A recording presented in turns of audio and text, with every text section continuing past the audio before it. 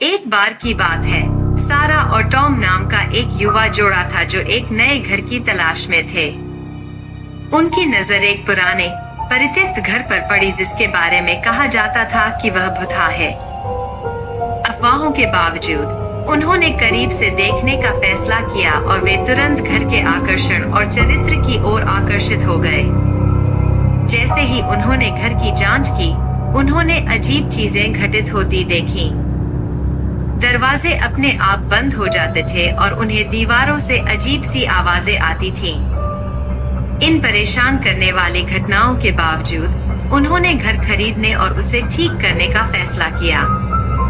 हालांकि जैसे जैसे उनका नवीनीकरण शुरू हुआ, चीजें बदतर होती गईं। सारा और टॉम लगातार अजीब और डरावने अनुभवों से पीड़ित थे, भूतिया आभास से लेकर अस्पष्ट शोर तक। उन्होंने गड़बड़ियों को नजरअंदाज करने और अपने नवीनीकरण को जारी रखने की कोशिश की, लेकिन भूतिया स्थिति और अधिक तीव्र होती गई।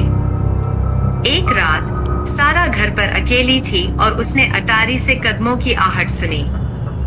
वह सावधानी से सीढ़ियां चढ़ी, तभी उसने पाया कि उसके सामने एक भूतिया आकृति खड़ी है। भूत ने उसे बताया कि घर पवित्र मूल अमेरिकी भूमि पर बनाया गया था और उस भूमि की आत्माएं क्रोधित थीं। भूत ने उसे घर छोड़ने की चेतावनी दी, अन्यथा आत्माओं के क्रोध का सामना करने का जोखिम उठाना पड़ा। सारा और टॉम ने भूत की चेतावनी पर ध्यान दिया और घर से भाग गए, फिर कभी वापस नहीं लौटे। घर वीरान पड़ा रहा और भूत प्रेत की अफवाहें बढ़ती गईं। आज तक यह घर क्षेत्र के सबसे प्रेतबाधित स्थानों में से एक माना जाता है और जो लोग इसमें प्रवेश करने का साहस करते हैं, उन्हें फिर कभी देखा या सुना नहीं जाता है।